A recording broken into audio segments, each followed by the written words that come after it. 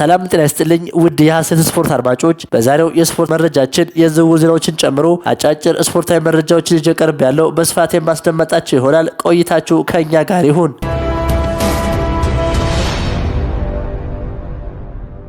የሳንድሮ ቶናሊ ወኪል ከማንቸስተር ዩናይትድ ሰዎች ጋር በውስጥ ግንኙነት እያደረገ ይገኛል።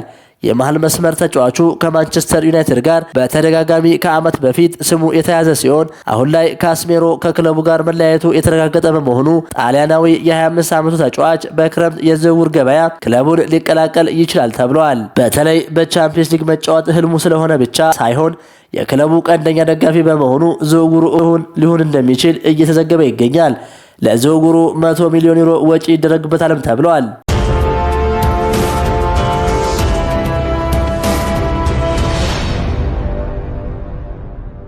ማንቸስተር ዩናይትድ በኤፕሪል ወር ከአዳዲስ አሰልጣኞች ጋር ንግግር ይጀምራል። ጁሊያን ናግልስማን ዋናው ኢላማ ሲሆን ካሪክም አሁን እንደ ቋሚ እጩ መታየት ጀምሯል።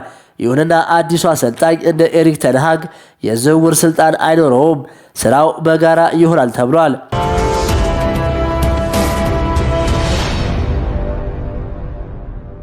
ቪኒሲየስ ጁኒየር ሪያል ማድሪድ ኮንትራት ለማደስ ቢሞክርም እስካሁን ስምምነት ባለመኖሩ ማንቸስተር ዩናይትድ፣ ሲቲ እና አርሰናል ተጫዋቹን እንዲያስፈርሙ ጥሪ ቀርቦላቸዋል።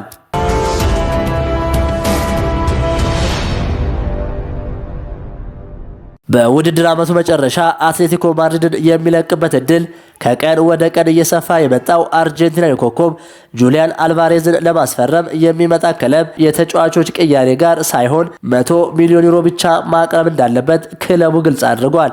አሁን ላይ አውሮፓ ውስጥ እጅግ ተፈላጊ ከሆኑ ተጫዋቾች መካከል በቀዳሚነት የሚጠራው የ26 ዓመቱ የፊት መስመር ተጫዋች ጁሊያን አልቫሬዝ በክረምቱ የዝውውር መስኮት አትሌቲኮ ማድሪድን የሚለቅበት እድል እጅግ መስፋቱን ተዘግቧል።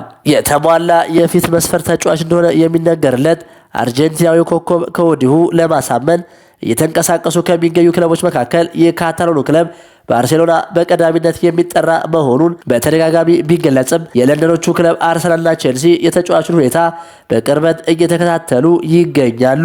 የበርካታ ክለቦችን ፍላጎት የተረዳው አትሌቲኮ ማድሪድ ተጫዋቹን ማስፈረም የሚፈልግ ክለብ 100 ሚሊዮን ዩሮ ጠረጴዛው ላይ ማቅረብ እንዳለበት ማስታወቁን መቀመጫውን በስፔን ማድሪድ ያደረገው ተነባቢው ጋዜጣ ኤኤስ ዲያሪዮ አስነብቧል። ባርሴሎና ካለው ወቅታዊ የፋይናንስ አቅም አንጻር ተጫዋች ቅያሬ አዘጋጅቶ ዋጋውን ዝቅ የማድረግ ዓላማን ቢይዝም ዝውውሩ ፈታኝ ሊሆንበት እንደሚችል ይታመናል። በመጪው ክረምት ብራዚላዊውን አጥቂ ጋብርኤል ጄሱስን ለመሸጥ በማሰብ ላይ የሚገኘው አርሰናል በበኩሉ አልቫሬዝን ወደ ሰሜን ለንደን የማምጣት ከፍተኛ ፍላጎት ያለው ሲሆን ነገር ግን አትሌቲኮ ያስቀመጠውን የዝውውር ዋጋ ለመክፈል በክለቡ አመራሮች ትልቅ ውሳኔ እንደሚያስፈልግ ተገልጿል። በአትሌቲኮ ማድሪድ ለ12 ዓመታት ያህል የሰሩት ባለልምዱ የወቅቱ የአርሰናል ስፖርቲንግ ዳይሬክተር አንድሬ ቤርታ ይህንን ጉዳይ ሊገፉበት እንደሚችሉ ተጠቁሟል። የፊት መስመር ክፍሉን የበለጠ ማጠናከር የፈለገው ሌላኛው የለንደኑ ክለብ ቼልሲ በበኩሉ ጁሊያን አልቫሬዝን ለማስፈረም ፍላጎት ቢኖረውም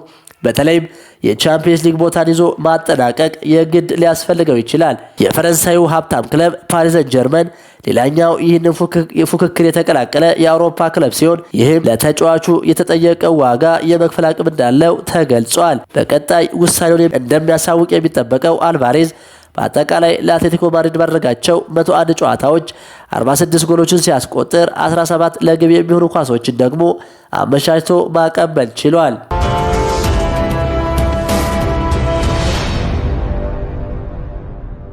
የአውሮፓ ቻምፒየንስ ሊግ የሩብ ፍጻሜ የመጀመሪያ ዙር ጨዋታዎች ከዛሬ ጀምሮ መደረግ ይጀምራሉ። ሪያል ማድሪድ ከባየር ሙኒክ ዛሬ ምሽት 4 ሰዓት ሲደረግ ሪያል ማድሪድ ሁልጊዜም በዚህ ውድድር ላይ አስፈሪ ማንነት ቢኖረውም ባየር ሙኒክ ከሜዳ ውጭ በሚያደርገው ጨዋታ ውጤት ይዞ ለመውጣት የሚያስችል ጠንካራ የታክቲክ ዲሲፕሊን አለው። በሳንቲያጎ በርናባው የሚደረገው የሁለቱ ኃያላን ፍልሚያ እጅግ ተጠባቂ ነው።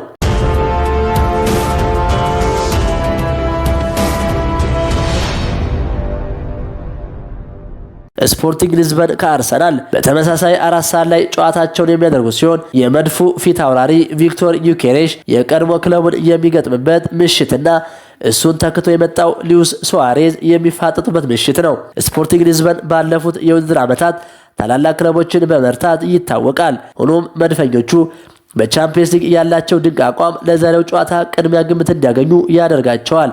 አርሰናል ወደ ለንደን ከመመለሱ በፊት በፖርቹጋል ምድር አስተማማኝ ውጤት ማስመዝገብ ይፈልጋል። የሩብ ፍጻሜው የመጀመሪያ ዙር ጨዋታዎች ነገም ሲቀጥሉ ከፍተኛ ውጥረት የሚነክስበት የስፔን ክለቦች እርስ በርስ ግንኙነት ባርሴሎና ከአትሌቲኮ ማድሪድ ምሽት 4 ሰዓት ላይ ይገናኛሉ።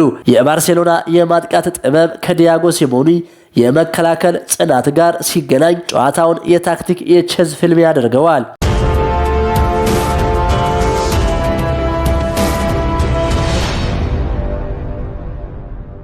እንዲሁም በተመሳሳይ ሰዓት ፒኤስጂ ከሊቨርፑል ሲገናኙ በዓለም ላይ እጅግ ፈጣንና አደገኛ የማጥቃት መስመር ያላቸው ሁለት ክለቦች ጨዋታው በከፍተኛ ፍጥነትና በሽግግር ላይ የተመሰረተ እንደሚሆን ይጠበቃል። የሊቨርፑል የደርሶ መልስ ጨዋታዎች ልምድ በፒኤስጂ ተጫዋቾች የግል ብቃት የሚፈተን ይሆናል።